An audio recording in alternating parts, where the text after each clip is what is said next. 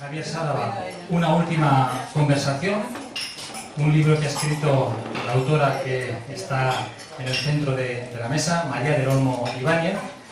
Y bueno, como tuve la suerte de que María me encargó que me hiciera cargo del prólogo, pues también he tenido la fortuna de hacer de maestro de ceremonias en la presentación del libro, de manera que hablaré 5 minutitos o 7 minutitos sobre el libro, sobre María, después de pasarle la palabra a María y finalmente a Javier. Una pena que evidentemente Jesús Mosterín no esté con nosotros, por suerte está aquí su familia, que agradecemos de corazón que estén aquí. Para nosotros es muy importante que hayan venido desde Barcelona para acompañarnos.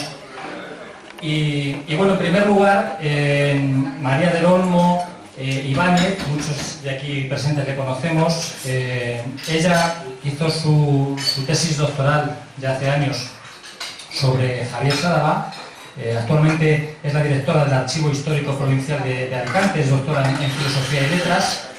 Y como les decía, hizo su tesis doctoral sobre Javier Sádava, y el hecho de ser experta en cuestiones bibliográficas por su trabajo en la biblioteca, pues desde luego lo que hace María es que en todos los trabajos que publica, hay una revisión bibliográfica extraordinaria, de manera que tanto en la primera tesis, la tesis que hizo sobre Javier, como en los libros que ha ido haciendo después, lo que llama siempre la atención desde luego es la revisión que hace sobre los autores que trabaja. María, después de publicar aquella tesis, hizo un primer libro sobre Javier Sádava y Tomás Follán, que lo tenemos por allí por el fondo. Era un libro difícil por lo poco que ha escrito Tomás Follán, y yo creo que la dificultad, aparte de que los temas muchas veces no son coincidentes entre Javier y Tomás, pues aparte de eso era difícil pues encontrar lo que había podido escribir Tomás, y en cualquier caso el libro pues quedó al final muy bien. Hizo un segundo libro sobre la relación de Javier Sádava y Manuel Feijó, los dos que han trabajado muchísimo en filosofía de la religión, y en este caso, pues claro, se focalizaba mucho la temática en filosofía de la religión, y evidentemente la revisión bibliográfica también era muy intensa, pero digo focalizada en un tema. En este tercer libro, en el cual María está trabajando lo que hemos de alguna manera bautizado como la generación de la transición, sería más o menos la generación de filósofos que evidentemente se dan a conocer y se popularizan con la transición, aquella generación, vamos a decir, después de posterior a Aranguren y a tantos otros filósofos que serían conocidos en España en los años 60 y 70, aquellos filósofos que estaban de alguna forma más presentes de una manera o de otra durante el franquismo. Bueno, pues en la generación de la transición es la que está trabajando muchísimo María. Y en esa tercera obra, pues trabaja con dos de los autores desde luego más importantes de esta, que podríamos llamar generación de la transición, que son Javier Sádava y Jesús Mosterín. En el caso del libro que vais a poder ver, porque allí tenéis unos pocos para después se los obsequís a alguien o a vosotros mismos, pues desde luego aquí insisto de nuevo en el esfuerzo que hace María en sintetizar, en este caso la obra de dos autores que tocan una cantidad de temas amplísima. Son dos autores muy eclécticos en cuanto a la diversidad de temas y la complejidad con la que tratan todos estos temas.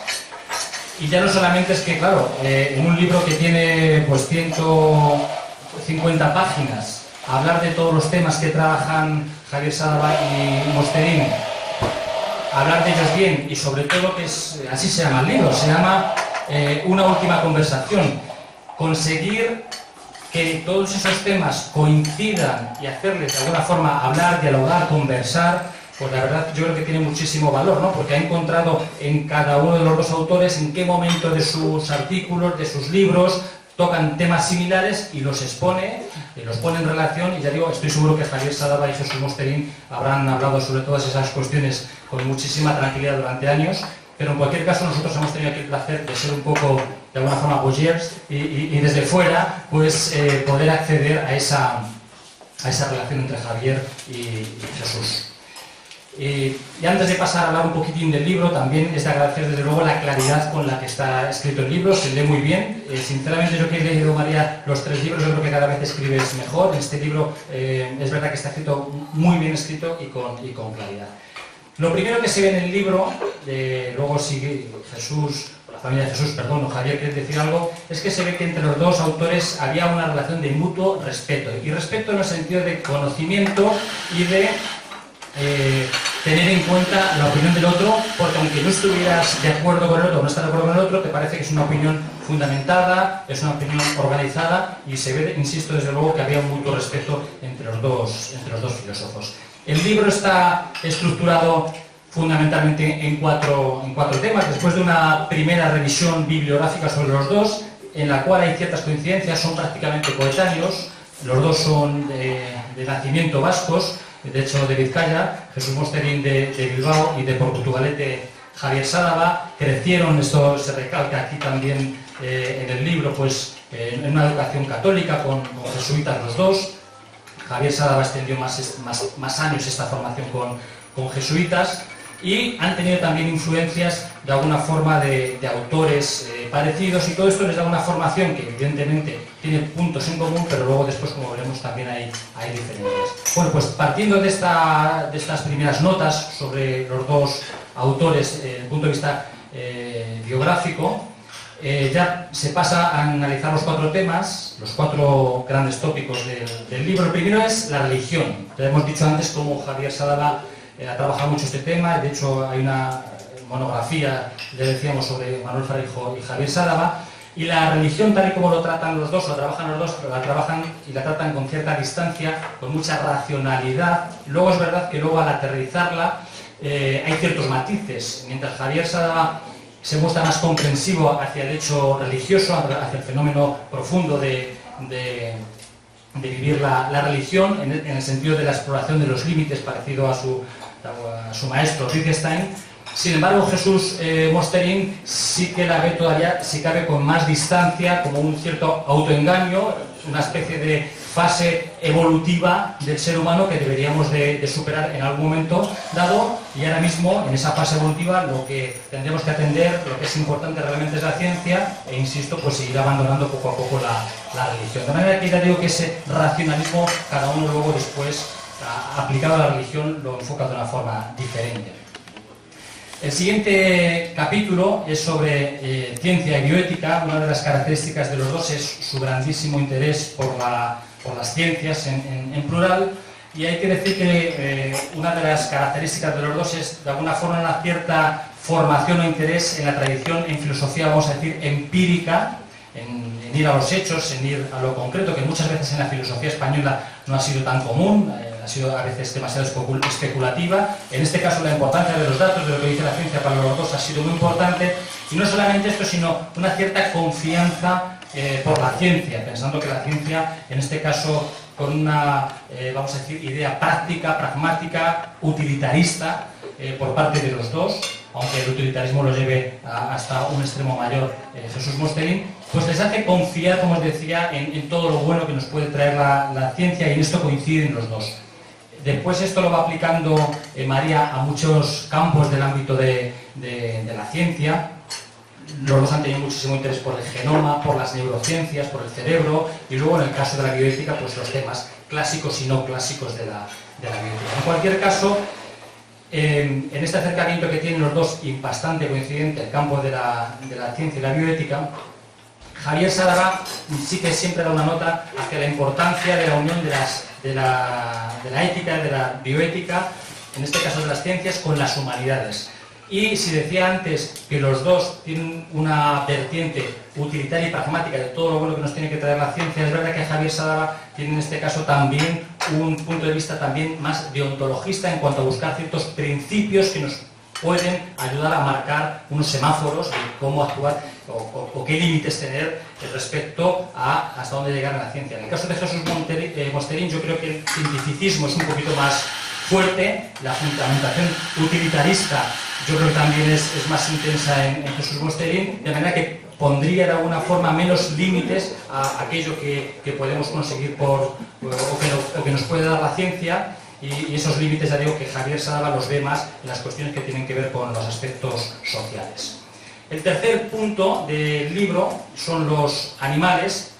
Esto a María se lo dije en alguna ocasión, que incluso se podría haber introducido dentro de lo de ciencia y bioética, porque la filosofía en su reflexión hacia los animales, gran parte de sus reflexiones tienen que ver con cuestiones morales, con cuestiones éticas, de manera que podría haber estado ahí, pero evidentemente ha sido tan importante para Jesús Mosterín, sobre todo, y también para Javier Sadaba, que han merecido la pena hacer un capítulo aparte. Los dos, desde luego, entienden el caso de su lucha a favor del animal o de los animales como una lucha contra el sufrimiento. En este caso, ya digo, coinciden los dos. Luego está el debate de qué es el sufrimiento, si es algo específico del hombre, si también lo comparten los animales. Aquí, bueno, pues desde el punto de vista que hay un sistema neurológico desarrollado, pues hay una argumentación a favor de que los animales no solamente tienen dolor, que eso es un objetivo, sino que además sufren. Ya digo que esto es un debate que en el libro está muy bien expuesto. Los incluyen a los animales dentro de la comunidad de sufrientes, y sobre todo lo que le molesta, yo creo, a los dos autores es aquel sufrimiento que se puede quitar, porque por desgracia hay sufrimiento en animales y en seres humanos que de alguna forma podrían ser inevitables, pero hay sufrimientos que son inevitables y es de alguna forma, insisto, lo que más le molesta a los dos. Hay otro aspecto muy destacado que también, en el cual coinciden, y es que hay un cierto continuum entre el resto de los animales y el ser humano, de alguna forma con esa tradición darwiniana y influido o relacionado con la filosofía de Peter Singer.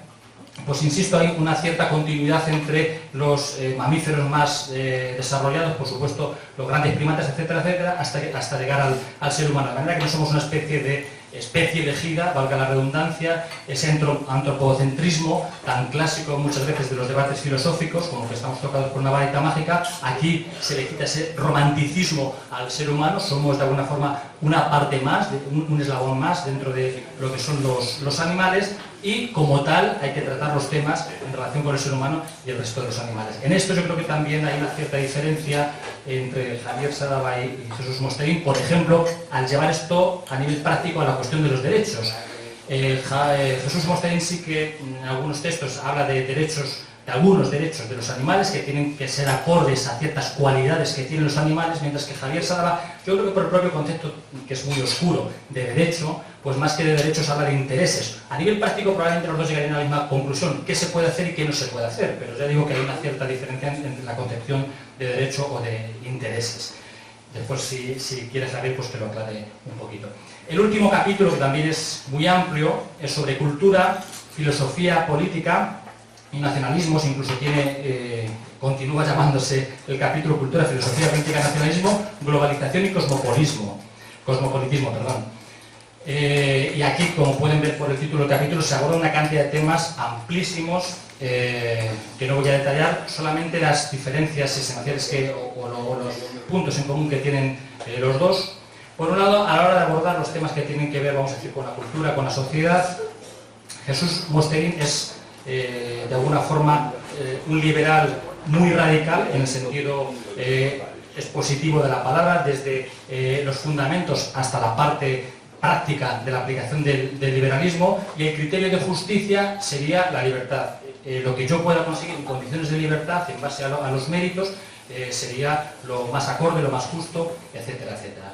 Y el Estado, la sociedad o quien fuere solo tendría que intervenir pues, para aquellos bienes que no dependen de alguna forma de lo que se puede conseguir en situaciones o en condiciones de libertad, en un mercado, por ejemplo, libre, para garantizar unas ciertas libertades y derechos básicos, que serían esos famosos derechos más o menos de primer orden, pues a la propiedad privada, etcétera, etcétera, y luego pues para las pocas reglas que nos demos como sociedad, que se puedan cumplir. Bueno, pues todo esto, insisto, pues luego aplicado a todos los temas que se tratan aquí en este capítulo. En el caso de Javier Sadaba, que también le da mucha importancia a la libertad, a la hora de hablar de estos temas, le da también muchísima importancia a la comunidad, a la sociedad, y aquí el criterio de justicia no sería tanto partir de la idea de libertad, sino cómo distribuimos de alguna forma los bienes que tenemos y por tanto una justicia más bien distributiva.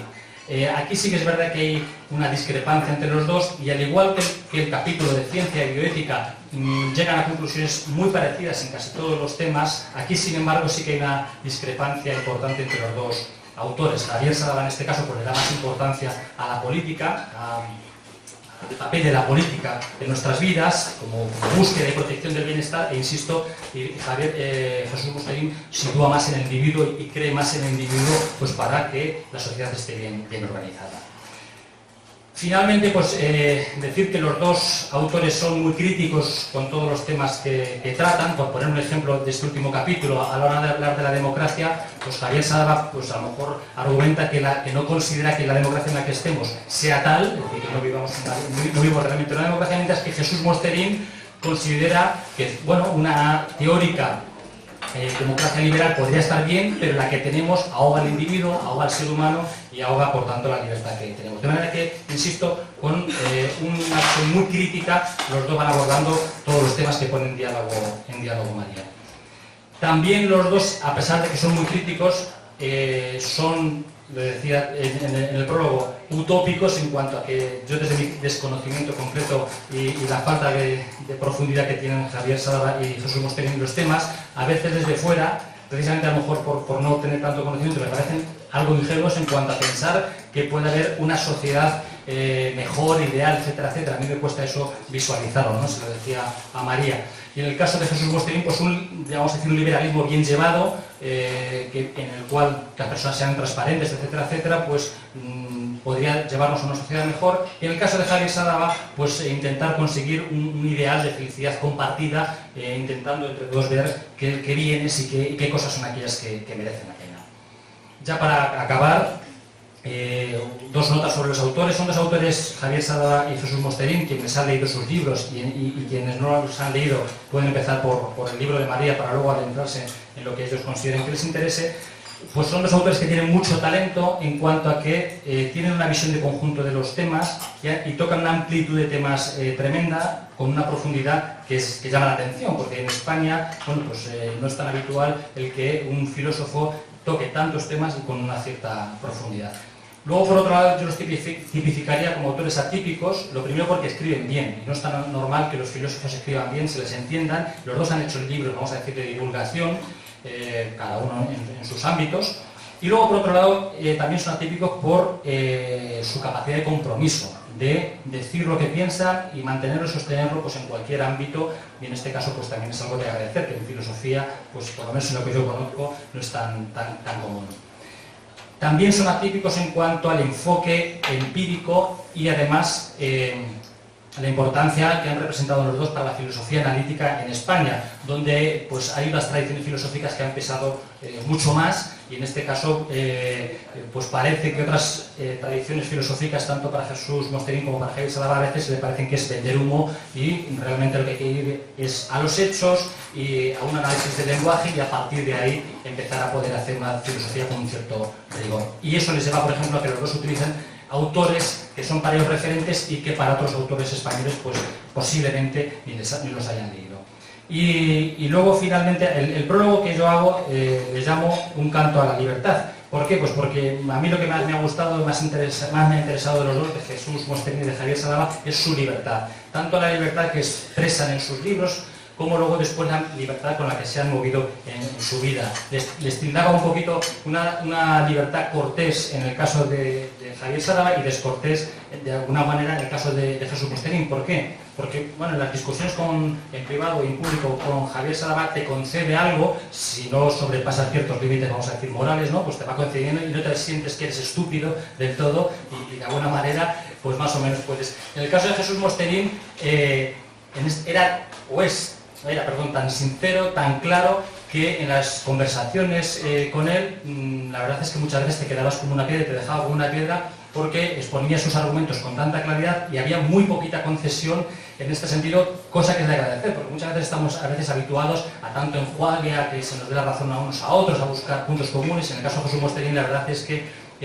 la libertad con la cual se movía, hablaba, actuaba y escribía era de agradecer. En este caso, insisto, pues un canto a la libertad, en el caso de Javier y de Jesús, desde luego, cuadra muy bien.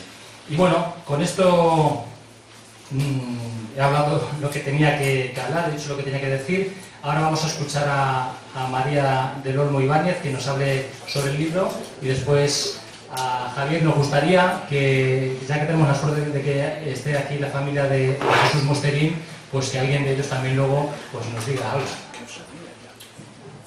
Muchas gracias. Bueno, quiero dar las gracias en primer lugar a la familia de Jesús, a su mujer Úrsula, a su hermano Ángel, a su hija María y a su nieta, no me acuerdo, Julia, porque la verdad me ha emocionado mucho que hayáis venido a acompañarnos, además desplazándonos de Barcelona, y para mí es muy importante que estéis aquí. Quiero dar las gracias también a Jesús, el dueño de Manuela, que nos acoge en su casa. Yo lo siento como mi casa también, se lo dije a él desde el principio que lo hablábamos. Y comentaba con Úrsula antes también que como el libro se basa en una amistad, lo que sobrevuela por todo el libro es la amistad de Javier y de Jesús, pues me apetecía hacerlo en un sitio donde nos encontráramos como entre amigos, ¿no? Entonces la elección de este sitio me parecía especialmente buena. Yo, como ya confiaba en que Benja iba a hacer una descripción muy precisa del libro, es el segundo libro que me prologa, pero además hemos compartido artículos y sé que me entiende perfectamente, sabe lo que quiero transmitir. No voy a entrar tanto en hablar en detalle del libro, sino la verdad es que yo me lo he planteado como hablar de mi experiencia con el libro.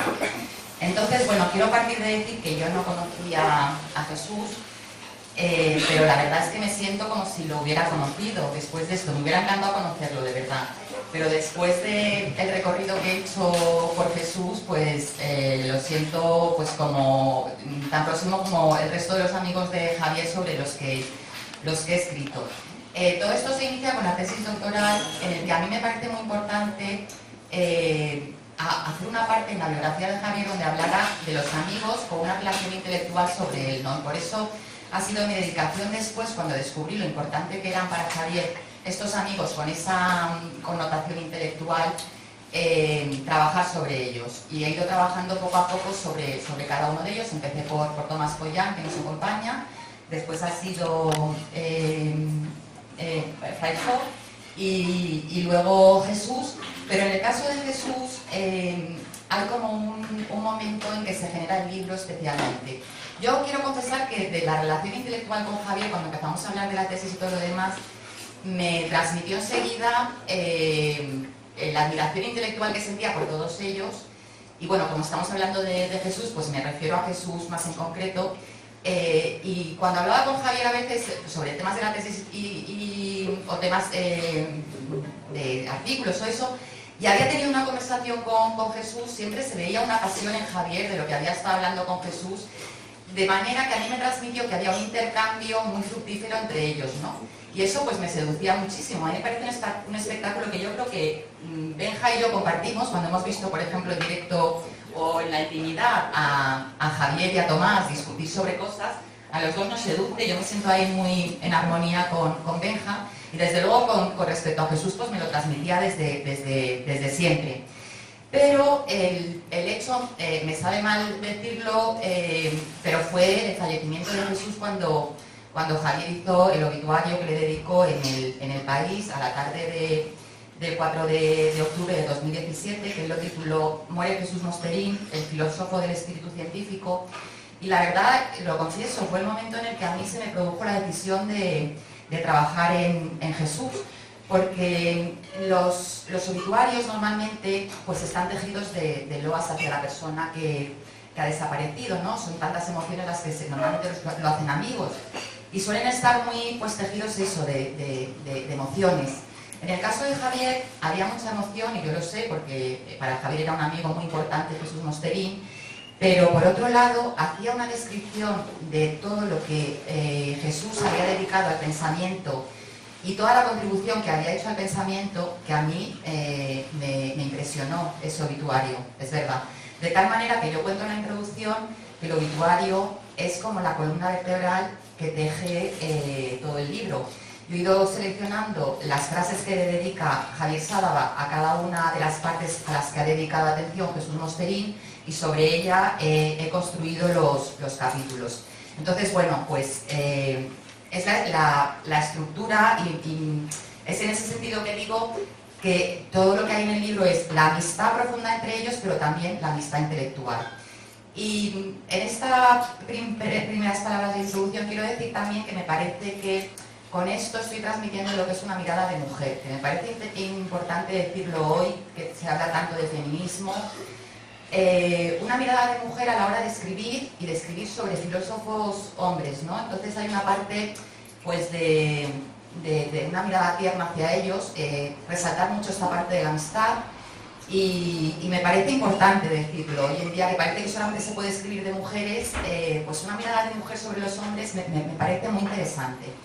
Lo último que quiero decir sobre mi elección de la que ha comentado Benja, de la generación de la transición o de la democracia, es que para mí, la verdad, es un conjunto de pensadores que no ha tenido relevo y que ha tenido unas características que los distingue muy especialmente, con una identidad muy propia.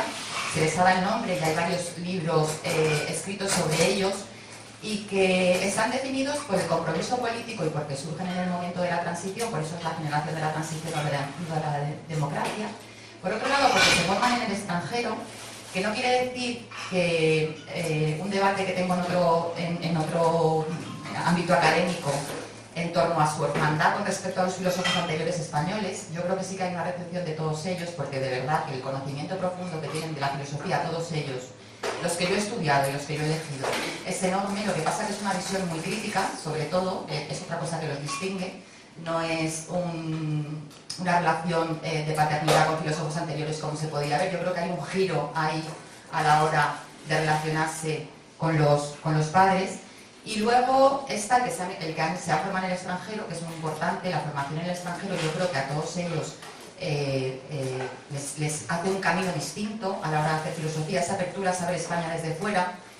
Y bueno, trayectorias muy amplias de 40 años, donde han ido variando posiciones, evolucionando, y donde se ha producido unas evoluciones muy heterogéneas entre todos ellos, ¿no? No se puede hablar del grupo de la generación de la transición ahora como un grupo sólido, monolítico, no. Y yo creo que en el caso de Javier Sada, por ejemplo, es uno de los casos en los que más se ha mantenido fiel a lo que fue ideológicamente en los orígenes. Bueno, eso lo quiero decir porque sí que es una opción que yo he hecho en el campo de investigación. Es un campo de investigación que está todavía empezando a explorarse, pero me parece que ya es momento de hacerlo, que ya es momento de adentrarnos en este grupo que ha sido tan importante para la historia de España y que necesita un estudio ya. Bueno, y hablando de Benja quiero decir que Benja es médico, es filósofo también. Yo con Benja me siento que comparto otra cosa, que es, no sé si a Javier le parecerá pretencioso, pero yo me siento con Benja discípulos de Javier. No lo hemos tenido como maestro, en el sentido estricto de haber asistido a sus clases, pero bueno, aquí hay otros discípulos como José Luis Velázquez, que espero que no te moleste que nosotros nos consideremos. Pero me parece que lo que nos distingue es que hemos estudiado a Javier, lo hemos interiorizado, y estamos muy interesados en seguir determinadas huellas de Javier. Benja, por supuesto, en bioética, yo creo que es el discípulo privilegiado de Javier en el tema de bioética, y a mí me interesan otros aspectos como el compromiso político, la filosofía de la religión, pero bueno, creo que comparto con él esto. Me parece muy importante de su prólogo, quiero decir, el título era bellísimo, ¿no? Ya lo ha dicho él, es un título muy bello. Pero hace una aportación que yo se la quiero resaltar en este momento. Él sugiere, que es otra vía que a mí me abre de investigación, de esa curiosidad que cualquiera te puede generar, la posibilidad de una filosofía vasca, y si no es así, la posibilidad de una filosofía hecha por vascos. Entonces él habla de una primera generación que coincide con Unamuno, y Pío Baroja, al que añade, que considera que bueno, la aportación filosófica de Pío Baroja en sus libros es muy grande. Después habla de Zubiri. En esto que hablo de la recepción, y que hay mucha gente que dice que ellos no son huérfanos de la generación anterior. Ayer que estaba revisionando entrevistas y conferencias de Jesús, me llamó la atención que hablaba de Zubiri en una de ellas, porque es otra cosa que estoy investigando, la recepción que hacen ellos de los pensadores. Y resaltaba a Zubiri como físico. Aparte de, bueno, decía, no es santo de mi devoción Zubiri, pero reconozco que como físico, como el filósofo interesado por la parte de las ciencias también. Bueno, después Benja habla de Yacuría como discípulo de Zubiri. Después hablaría, bueno, Javier Sado añadía, me sugirió que se podría añadir en este grupo primero de Unamuno a Juan Zaragoza, que es el introductor del neotomismo en España. Y luego ya estaba la generación de la transición con Sabater, Mosterín y Sálava, que Javier también me sugirió añadir y con Carlos París, y que está delante de ellos, es como maestro de ellos, también de Bilbao. Y Javier me sugería añadir a esta generación de la transición a Javier Echeverría, que es pamplonés, se ha dedicado también a la ética y a la filosofía de la ciencia. Y por último, recordar que Aranguren y Muguerza son de origen vasco también. Entonces, bueno, me ha parecido una idea de Benja muy interesante. Él dice que los rasgos que los caracterizan son su eclecticismo, su compromiso político, menos en Zubiri, pero en todos los demás sí, y la variedad temática, y luego la formación vinculada a los jesuitas o el Pilar, en el caso de el tradicionalismo católico, con Carlos París, su relación con la Falange, etc. Pero me parece una idea muy interesante la que aporta Benja, y quería resaltarlo. En cuanto a las partes del libro, yo no voy a entrar en detalle, pero sí quiero decir lo que a mí me importa de esas partes. En la primera parte biográfica, aparte de la coincidencia en el origen vasco, que es muy importante, a mí me interesa resaltar algo que cito, que es su vinculación desde el origen con tres filósofos. Con Aristóteles, seguramente tendrán otras vinculaciones individuales cada uno de ellos, pues en el caso de Javier Wittgenstein, ¿no? Pero lo que les une a tres filósofos que son Aristóteles, Ferrater Mora y Mario Bunge. Entonces, en el caso de Aristóteles, bueno, porque ayer viendo a Jesús en alguna de las entrevistas, me di cuenta que repetía mucho que, por supuesto, él defiende que el filósofo tiene que estar abierto a la ciencia en estos momentos, pero que en los orígenes ya era así. Javier también lo dice, ¿no? Como los filósofos en los orígenes, Aristóteles, todos hacen una filosofía muy relacionada con la ciencia. Pero Mosterín citaba a Platón y decía que la idea, no puedo repetir las palabras exactas ahora, pero que lo que Platón consideraba un filósofo era aquel que tenía una cosmovisión de conjunto, que lo miraba todo, que es lo que caracteriza a un filósofo. Yo creo que eso los caracteriza a ellos dos. No se han especializado y se han dedicado a mirar todo, les ha interesado todo y sobre todo han reflexionado. Y me interesaba destacar Ferrater Mora porque por algo que dice, que hablaba Benja sobre la claridad de cómo escribe, porque a Ferrater les unió la lógica, el interés por la lógica que está en el origen de los dos han publicado en torno a la lógica, y luego que los dos son introductores de la filosofía analítica en España también.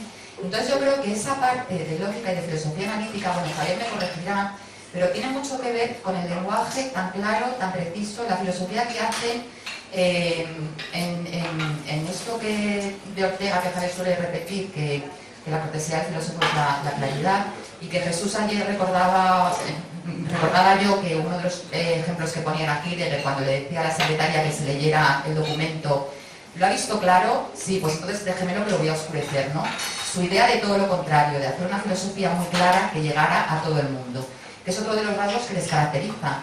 Han querido la conciencia también de que la filosofía, el sentido que tiene es dar respuestas a las preguntas importantes. Ellos la han cuestionado, les han intentado dar respuestas en torno al contexto del siglo XXI, al hombre del siglo XXI. Ahí me acuerdo de Tomás Collán, cuando en el Pienso luego existo sobre Javier, hablando de Javier, dice que lo más común ahora en filosofía es la doxografía, los filósofos que se dedican a comentar lo que ha dicho uno, lo que ha dicho otro. Eso es una realidad, absolutamente. Los que estamos trabajando un poco ese mundo te das cuenta que la principal dedicación de todos los filósofos en el ámbito académico es darle vueltas a Kant, a Unamuno, a tal, pero filosofía con compromiso de palabra, con posicionamiento, es muy difícil, que es lo nuevo, lo que puede aportar un filósofo es eso, su propio posicionamiento. En el caso de de Jesús y de Mosterín y de Javier está clarísimo. En cuanto a los capítulos, yo de la religión, Benja lo ha resumido muy bien, pero a mí una cosa que me produce mucha curiosidad, o sea, que me llamó mucho la atención, es el interés que tienen por la escolástica, que tiene mucho que ver con la lógica, ¿no? Ellos dicen que es una creación de humo y no aporta nada, pero como grandes lógicos les interesa toda la ingeniería que hacen los grandes escolásticos, Santo Tomás, etcétera, en torno pues, a los temas de teología, y a mí eso me llamó mucho la atención. En el capítulo de ciencia y bioética, pues yo creo que hay que resaltar lo primero su pasión científica que tiene que ver con el filósofo del siglo XXI. Es que a un filósofo de hoy en día le tiene que interesar la ciencia. Si esta época es algo, es ciencia. La ciencia que se puede ver desde muchos ángulos y con distintas posiciones, como ha dicho Benja, que lo ven ellos dos, ¿no? Pero la ciencia está marcando nuestro devenir. Incluso Javier habla de un cambio de identidad de los seres humanos, ¿no? Que nos pasa desapercibidos, perdidos en otras muchas cosas, como son cuestiones políticas y todo eso, pero lo que realmente está condicionando al ser humano del siglo XXI es la ciencia. Y ahí, bueno, pues su contribución grande a la divulgación. En el tema de bioética yo quiero decir que los dos han tenido posiciones muy progresistas. Y luego que en el tema de bioética hay parte de su compromiso político, que me parece muy importante resaltar esto, el compromiso que han tenido los dos públicamente. En temas de bioética antiguos, como el aborto y como la eutanasia, por supuesto, siempre a favor de ambos casos. Ellos no hablan de eutanasia, sino de buena muerte. Y lo que han hecho a favor de la eutanasia me parece importantísimo resaltarlo. Me parece muy triste que todavía sea un tema que no se haya llegado a solucionar.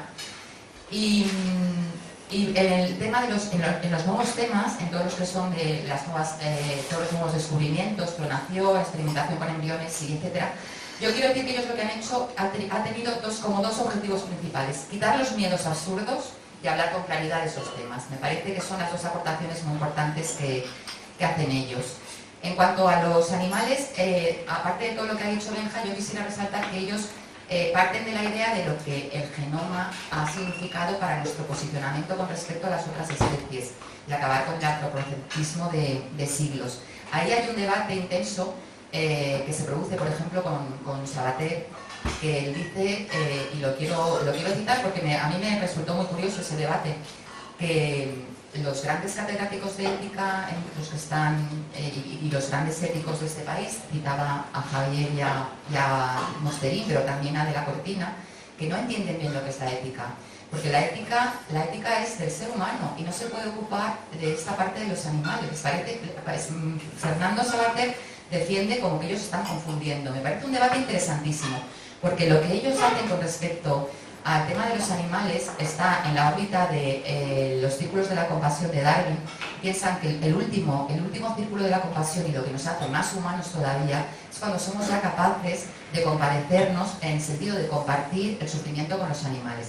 Me parece que la ética, aunque sea hecha para seres humanos, tiene que ocuparse de todo. Bueno, de esto hablará Javier si quiere con más detalle que yo.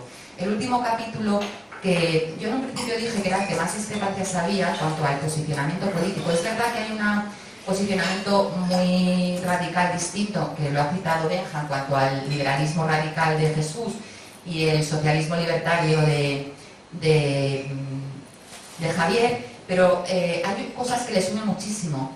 Es la crítica al sistema, la crítica a esta democracia absurda, falsa, que cada uno critica desde un ángulo, la crítica a los partidos políticos, radical en ambos dos, y luego en torno al tema de los nacionalismos, que es el último que quiero citar, que yo también decía que los distingue mucho porque Mosterín es muy contrario a cualquier tipo de nacionalismo, pero por ejemplo critica el nacionalismo español en la misma medida que critica el nacionalismo vasco y a cualquier nacionalismo.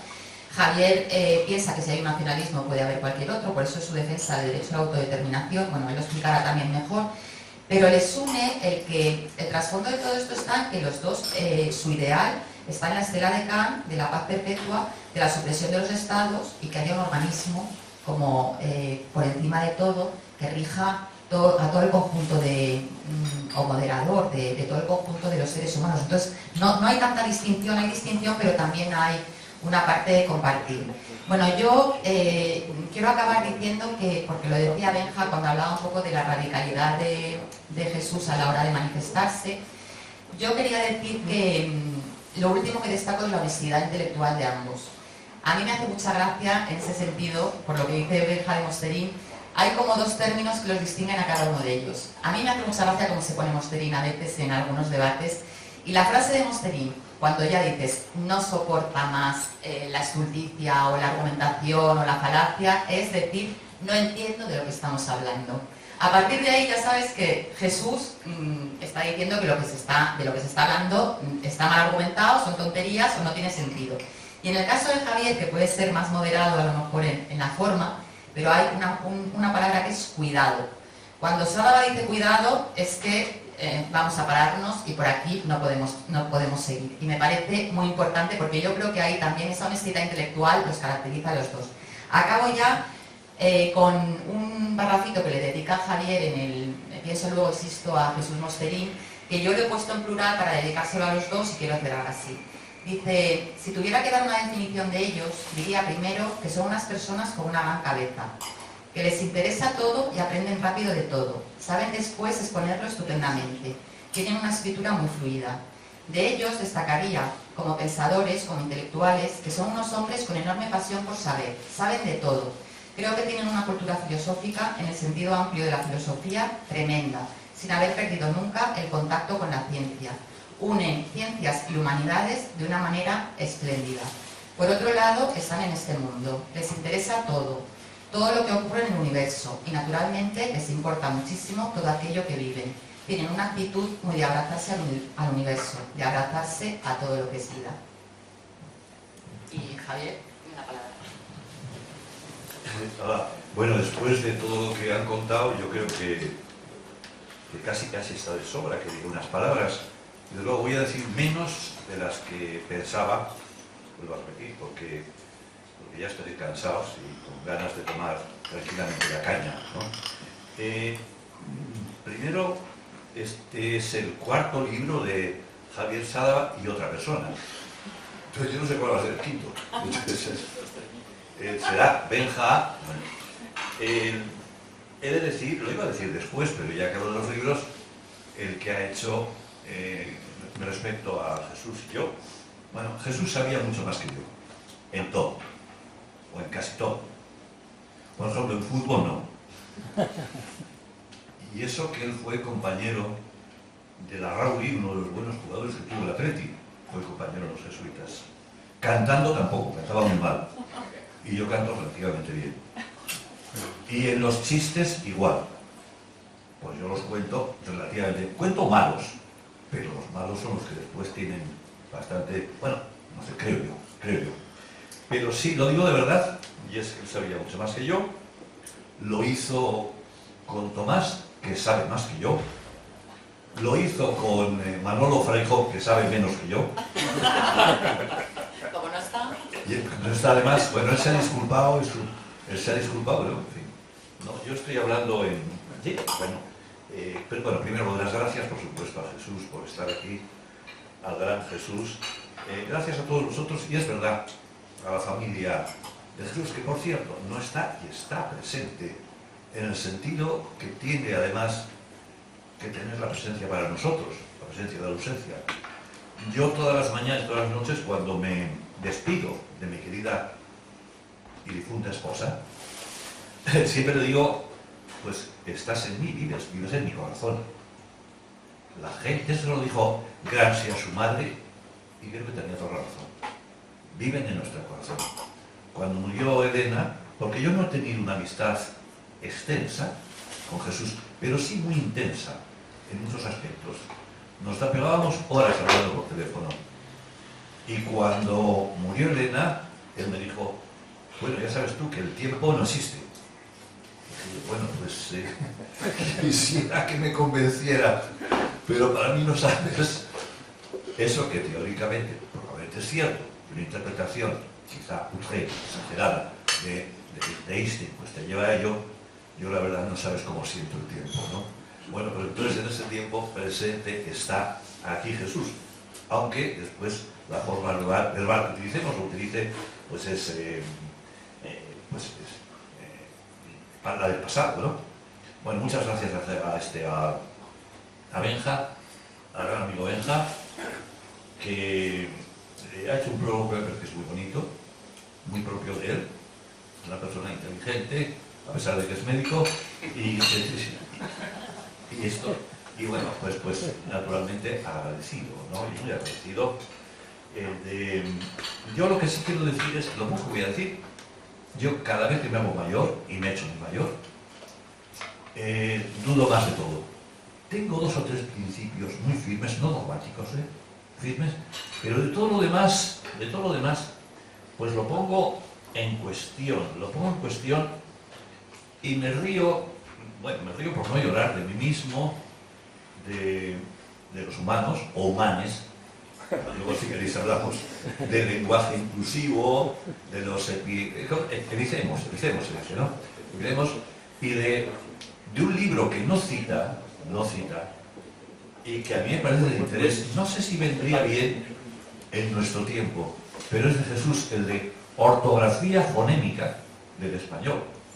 Ahí dice cosas que son de la relación que quiere hacer unívocamente fonema y grafema, pero yo no sé si tendría alguna importancia para un debate que a mí me desborda, en este momento me desborda. Y que, por otro lado, lo que yo sí, y coincido con él, aunque una vez le pillé le molestaba en el sentido de su avidez intelectual, que era impresionante. Es una de las cosas que más me gustaba de él, le interesaba todo, ¿no? Le pillé cuando a mí me interesan mucho las lenguas, muchísimo. Babel, y trato de cualquier idioma, saber por lo menos el mínimo, incluso para saludar o para cosas por el estilo, ¿no?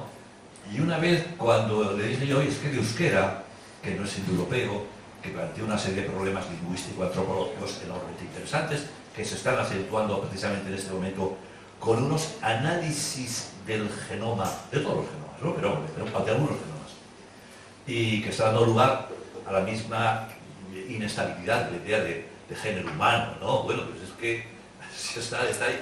El que ha aparecido, que es muy poco, el de Denisován, que es esto, que llega hasta Siberia, el de Florensis y tal, bueno, pues al final lo que tendríamos que hablar es aquello que decía, entre otros muchos Rawls, pues es un conjunto, pues con límites poco definidos, no sabemos bien quiénes son sus miembros, y después lo de la evolución fractal no es fractal, o sea que hay una serie de cuestiones taxonómicas, paleontológicas, genéticas, bueno, que hacen que, pero vamos, en cualquier caso, para entendernos, que diría Wittgenstein, decimos la humanidad y ya está, ¿no?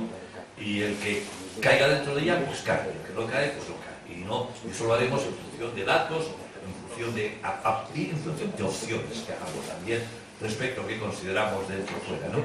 Bueno, yo decía que también nos unía una cosa, que nos enamoramos en Alemania. Bueno, Jesús, me imagino que en Münster, no lo sé, Úrsula, yo en Tübingen. Lo que pasa es que con una alemana y yo con una española. Entonces, bueno, pero también fue pues es un dato que me hacía hablar con él. Yo con él tengo muchas anécdotas, aunque no nos vimos mucho. Yo no cuento entre aquellos amigos más cercanos a él, pero vamos, por otra parte, una persona, yo diría introvertida, o si no, utilizando aquello que los escolásticos traducían de Aristóteles, omnes intelectuales melancólicos esse. No hace falta que lo traduzca, ¿no? Bueno, todos los intelectuales son melancólicos. Yo no veía en él melancolía, quizá la tenga yo más, pero sin embargo, sí introvertido. Yo soy mucho más reprimido, y cuando no me reprimo, salgo. Porque eso que ha dicho, soy cuidadoso, es verdad. Pero Úrsula es testigo que en Vigo me encabroné con un tío, y porque me contuve, si no me levanto y lo saco de allá. Porque probablemente sabía, el señor sabía, Ahora, era tan impertinente, tan pelmazo, daba tanto la lata, que dije, oye, es que ya estoy... En esos casos no me contengo. me ocurrirán 5 o 6 veces en la vida. Pero parece que todos vienen ahí, no sé si son las palabras, las imágenes, los mitos de la tribu, a muerte, ¿no? Bueno, entonces, normalmente no. Normalmente trato de ser lo más flexible que puedo y punto. Además no merece la pena cabrearse. Digo que sí, con la humanidad a veces, ya algunas veces lo hemos comentado Jesús y yo. Yo quizá no he dicho lo que estoy diciendo ahora, lo voy a decir ahora. Él decía, el cerebro es una chapuza, una cosa que había que traducir en Latinoamérica, decía, eso es una chapuza. Hombre, pues es fruto de la evolución, y la evolución ha ido pegando ahí saltos y, bueno, pues si yo hubiera hecho el cerebro, lo hubiera hecho mucho mejor, si hubiera sido ingeniero. Pero es que esto pues, es un desastre, ¿no? Cómo entra el rayo, la retina y tal. Bueno, ¿vale? Se podría haber hecho bastante mejor. Pero a mí más me llama la atención la broma que supone que venga a este mundo alguien que pueda hacerse unas preguntas fundamentales y que no tiene respuesta. Pues yo no quiero esa conciencia. O sea, yo puedo preguntar, y en la gramática, que diría Wittgenstein, es decir, en la esencia de la pregunta, está que hay una respuesta. Entonces, ¿quiénes somos? Ah, no sé. ¿De dónde venimos? Después, ¿verdad? No sé. ¿Hay transmundo? No sé. Joder, pues también tiene gracia. O sea, estar metidos es como estuvieran prisioneros de nuestro saber preguntar sin responder. Creo que a los deseos les pasa algo lo mismo, ¿no? Ha parecido, decía Aristóteles, ya no decía. Pero sin embargo, lo primero ha dado un rédito para decir bobadas en filosofía inmenso. O el ser para la nada. Y tal, claro. Réditos muchos. Y desde los deseos, toda la religión de psicoanalistas, ¿no? Bueno, igual es que tú quieres desear, no sé, está. Es decir, que somos verdaderamente los humanos, no sé, de ahí que, ¿cómo no va a dudar uno? Y me apetecía decir esto, en un momento además, yo lo utilizo con lo que se llama el centrocerebrismo, en este momento, los avances espectaculares que están dando, ¿no? Espectaculares, en lo que es el conocimiento del cerebro. Bueno, pues ya dentro de poco, pues incluso Matrix, yo no la he visto, pero vosotros lo habéis visto, que deben ser 3 además, ¿no? O 3 y media películas, ¿no? En donde hay alguien que domina, que nosotros somos seres virtuales dominados por un cibernauta. Bueno, cibernauta no, por uno que tiene un dominio de la cibernética extraordinario. Ahora con los transmundos, es decir, que lo que estamos aprendiendo del cerebro es una cosa impresionante, pero impresionante. Yo las cosas, me dedico bastante el tiempo que tengo a entrar en esos temas, me quedaré con los huesos, puesto que yo no tengo la formación neurológica que debería tener para poder entender adecuadamente ello, ¿no? Pero bueno, si me quedo con la música ya me puede valer, me puede ayudar, me puede interesar. Y es, o por ejemplo, para lo que se está intentando, no solo saber las funciones del cerebro, ¿no? Sino realmente entrar dentro de las neuronas de una manera muchísimo más intensa de todo lo que se había hecho hasta ahora. Entonces, ¿dónde vamos a llegar? Pues no lo sé, pero ciertamente ese gran misterio yo creo que es uno de los acicates mayores que tenemos en este momento y que después, si tiene buenas consecuencias de todo tipo y especialmente biomédicas, pues maravilloso. Bueno, yo lo que se ha dicho de que sabía mucho más que yo, y hay una cosa en la cual él sabía no más, sino más en lógica. Yo creo que es el libro, el escribió en el 71 creo que era, y yo me lo llevé con un hermano mío, que también se llama Ángel, me lo llevé al mar menor, pasaron unos días. Ojo, me volví loco con el libro. Y eso que él y yo lo comentamos una vez, el primer libro de lógica que habíamos leído era de Ferrater Mora, y lo decía la gente y Tony Leblanc. No era Tony Leblanc, era bueno. Entonces, pero porque es un libro realmente duro. El primero lo había hecho Sacristán en el 65, pero vamos, en donde él trabajó. Siempre decir a mi favor que expulsado de la universidad y admitido por los jesuitas, cosa rara, extraña, que en Alemania yo lo contaba y no lo entendían, que el régimen franquista me echara y los jesuitas, sin embargo, que no pertenecían, pues pertenecían al Vaticano, sin embargo yo ahí podría enseñar. Di dos años de lógica, pero fue lógica, de primer orden, ¿no? Sí tengo el otro día, al haber vendido aquí un apartamento que tenía aquí después de la muerte de Elena, ha cambiado toda mi vida. Y una de las cosas que hice, saqué un tocho inmenso que tengo del año que estuve en Estados Unidos, dedicado a lógica modal. Y me leí el Hades Montagu, me metí una empollada considerable. Después no la he practicado y no sé tampoco muy bien hasta dónde llegué, cómo pude entender ciertas cosas o no.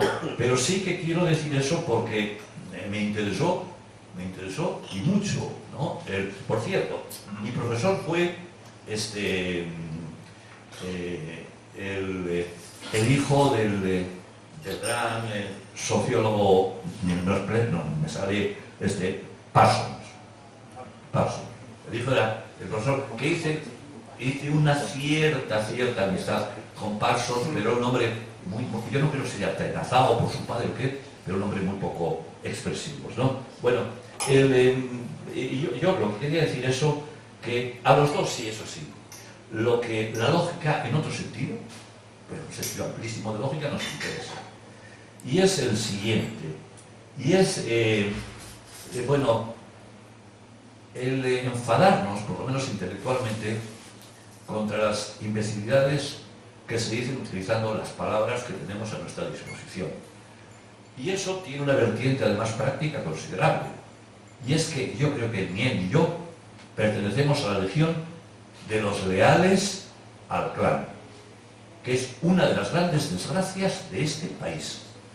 Con la incapacidad, por otra parte, esa la tenía menos que yo, de hablar con actitudes proposicionales, es decir, en vez de hablar dogmáticamente, decir, me parece, creo, sugiero, porque muchas cosas uno no tiene por qué decirlas, pero dejando las actitudes proposicionales, es que eso que nos está ocurriendo, pero no los políticos, en general, que lleva al eslogan, al tópico, al estribillo, hace que haya una enorme verborrea,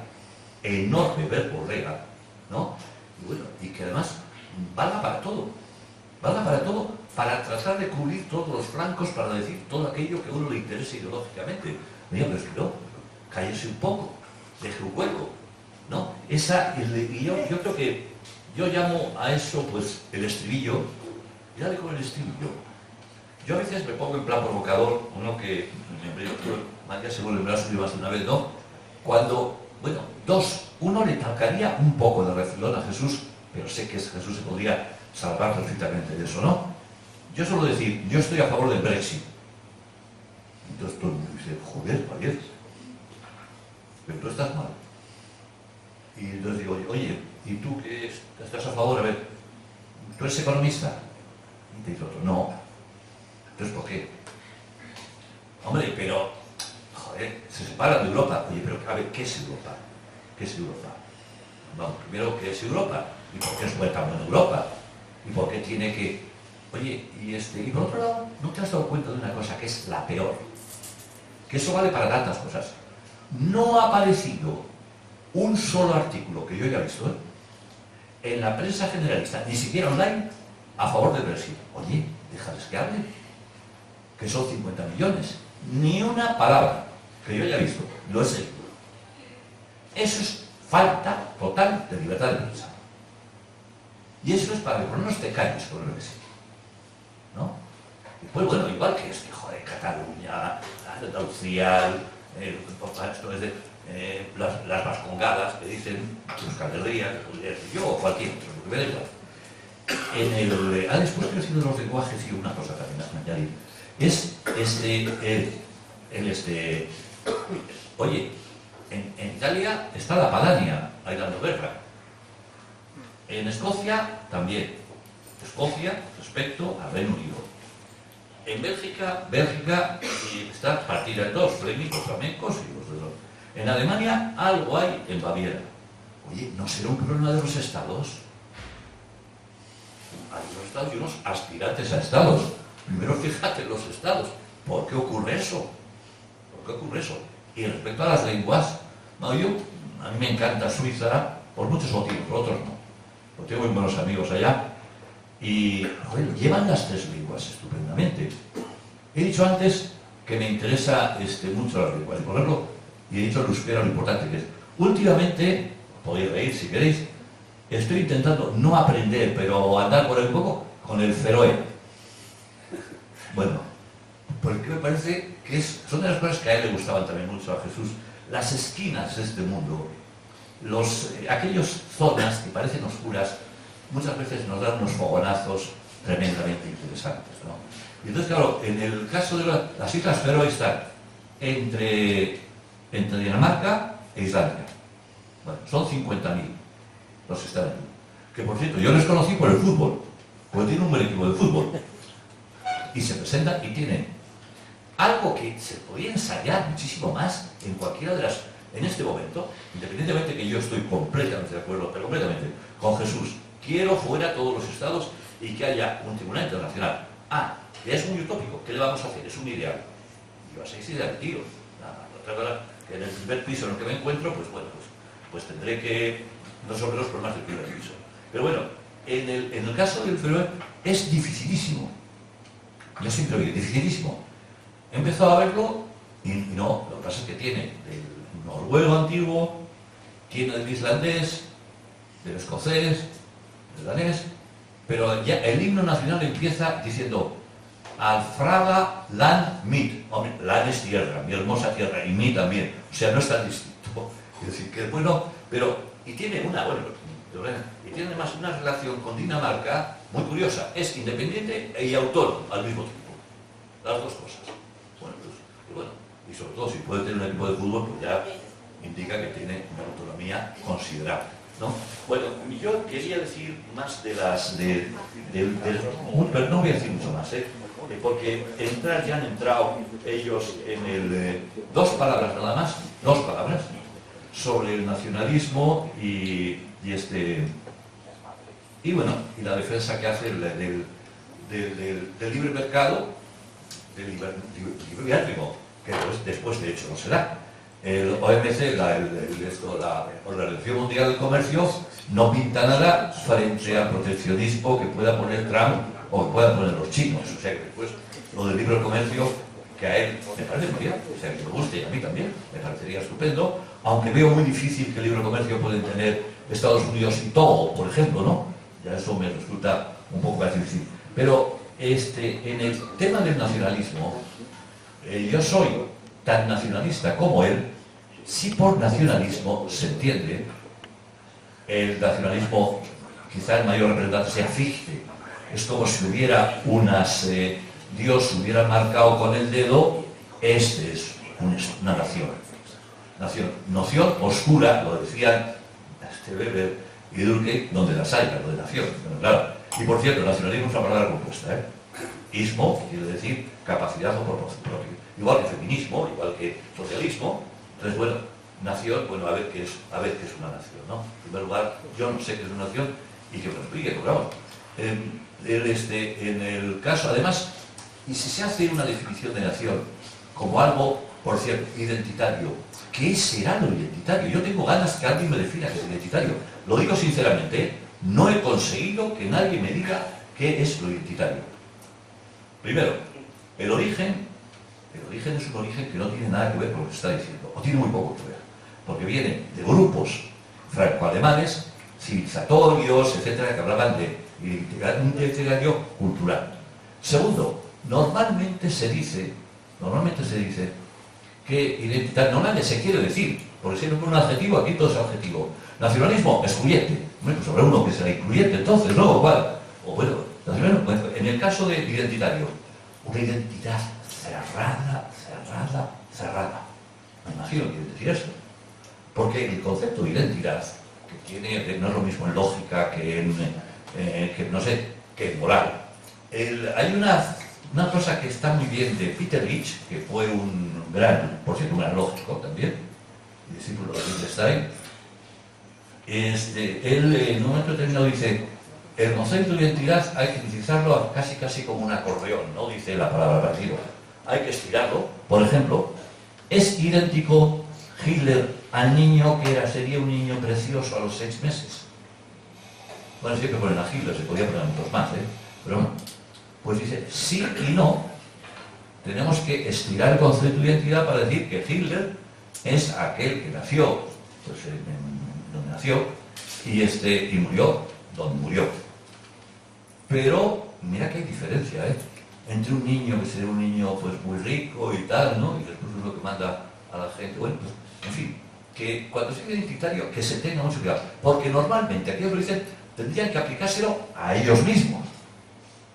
Yo muchas veces he dicho, lo repito, los dos primeros artículos de la Constitución Española, que yo por cierto no voté, ni votaría, es donde probablemente también había una diferencia, era más utilitarista que yo, Jesús. Yo jamás aceptaré una monarquía, jamás, más por razones morales. Es que resulta que no, resulta lo que resulte, por razones morales nadie puede ser por genes superior a nadie. No, ahí sí, en eso me mantengo, bueno, pero en lo que estaba diciendo el primer artículo es la soberanía reside en el pueblo español. Esos mismos que han escrito eso, después dicen, oh, ¿qué es eso de soberanía? Cuando si un catalán lo dice, o uno de Carabanchel, ¿qué usted cree? O sea, pero si está ahí. Y pueblo, dice, pero que no se puede decir pueblo. Pero ¿sabe usted lo que dice pueblo? El pueblo catalán, bueno, y el pueblo español. O sea que hay la utilización que hay interesada de las palabras, que detrás siempre, efectivamente, hay intereses o ignorancia. Identitario, pues dicho eso, en nacionalismo yo sí he defendido la autodeterminación, pero en términos, y la defiendo, bueno, siempre y cuando como mínimo se cumplan las 10 condiciones de Dion, Stefan Dion, que puso en Canadá. Bueno, que no es el macho, ni lo doy un portazo. Y además, simplemente es un convenio que hago yo. Y además, de diversas formas. Se puede hacer como en Hong Kong, se puede hacer como en Suiza, se puede hacer es decir, que dependerá de muchas circunstancias, ¿no? Bueno, y con arreglo mutuo y con una serie de normas para poder llevarlo a cabo. Pero eso en función de un conjunto de individuos, no porque tengan esta lengua que puede ayudar, no porque tengan esta geografía que puede ayudar, sino porque esos individuos quieren que su destino, de la misma manera que el destino para la eutanasia, al otro no tienen que decirle nada, si yo realmente soy el que habla de mi cuerpo, pues que a otro le pueda decir que me ayude. Bueno, en este caso, algo parecido. Lo que pasa es que siempre se fijaba en el nacionalismo más necio, en el que cree, confunde la diferencia con la superioridad, en todo este tipo de tonterías, o pensar que, bueno, pues porque yo lleve boina, gorra o kepis, soy superior. Bueno, ahí no, pues naturalmente estoy completamente de acuerdo con él. Ahora, en lo otro, no tengo ningún inconveniente, en absoluto. Y otra cosa es que sea mejor o peor, pero sea en términos utilitarios, bueno, se discute, se habla, y sin ningún prejuicio, ¿no? Y después de la economía, yo en la economía creo que, bueno, como he dicho antes, de economía no sé, y me interesa mucho. Una cosa más, me interesaría pues leer mucho más, mejor a Adam Smith, a Libre Comercio, hasta Mises, bueno, es la acción que tiene el libro, y yo creo que por ahí se sitúa Jesús. Yo creo mucho más en una economía que en último término tenga una serie de límites puestos por los mismos individuos, que haya un reparto más equitativo, en el sentido estricto de equitativo, y ahí yo sí creo que tiene que ver más que la razón, la voluntad. Yo no tengo argumentos en contra de Hayek o de Friedman, primero porque no sé lo que saben ellos, pero si lo tuviera tampoco tengo argumentos. Pero quiero que nadie pase necesidades en este mundo si realmente hay posibilidades de ayudarles. No quiero. Es decir, me parece que es una postura que insisto, que tiene que ver con opciones morales. Yo la moral creo que tiene una parte, he dicho muy rápidamente, que es el deber, lo negativo, no matar y tal, en la cual van a estar de acuerdo todos, liberales y no liberales. Y otra que es el bien. Y a mí ese bien me interesa erga omnes. contra todos. Y quizá que sea un poco crítico, digo lo de Bakunin. Yo no ser libre, que todos los demás no sean libres, ¿no? Por ahí me muevo y acabo ya, porque yo no quería meter este rollo, pero después me he enrollado. Bueno, entonces, sí quiero decir que por encima del nacionalismo, y se habrá visto, está que la gente no pase hambre, que la gente tenga unos medios para poder ser feliz, que en eso sí que coincidiríamos en Aristóteles. Que yo pueda poner en acto todas aquellas potencias que yo tengo. Eso es lo que yo creo que es el bienestar por encima de todo, y ayudar organismo que haya que verdaderamente pudiera, por un lado, mantener las, ahí sí que dije, identidades culturales, personales, etc. Sin embargo, ayudar y repartir, si es necesario. Yo solo quiero acabar diciendo tres cosas. Una, muchas felicidades, María, de verdad. El libro es excelente, si quitas todo lo mío. Bueno. Segundo, a Berta, igual. A Úrsula y a la presencia de Jesús aquí. Muchas gracias.